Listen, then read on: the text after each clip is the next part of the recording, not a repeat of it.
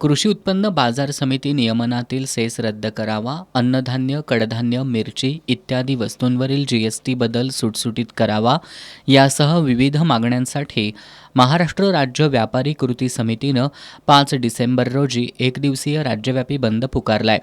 या पार्श्वभूमीवर कोल्हापूर जिल्ह्यातील व्यापाऱ्यांची सोमवारी जिल्हास्तरीय व्यापार परिषद आयोजित करण्यात आली होती. यावेळी चेंबर ऑफ कॉमर्सचे अध्यक्ष संजय शेटे यांनी 5 डिसेंबर रोजी जिल्ह्यातील सर्व व्यवहार बंद राहतील असं सांगितलं.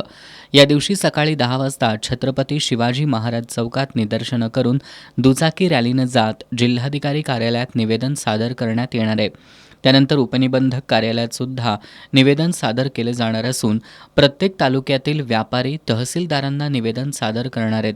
या परिषदेत ऑनलाईन पद्धतीनं सहभागी होत कमिटीचे चेअरमन मोहन गुरनानी यांनी मार्केट सेस विरोधात व्यापाऱ्यांची एकजूट गरजेची असल्याचं सांगितलं.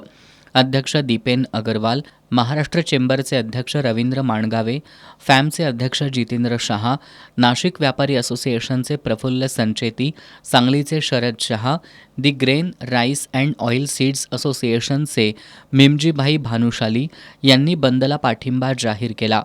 राज्य व्यापारी कृती समितीचे कन्व्हेयर राजेंद्र बाठिया यांनी अन्नधान्यावरील 5% जीएसटीपैकी 2.5% राज्याला मिळत असताना मार्केट सेसची गरज काय असा सवाल उपस्थित केला. परिषदेला कोल्हापूर आणि राज्यातील विविध व्यापारी संघटनांचे पदाधिकारी उपस्थित होते.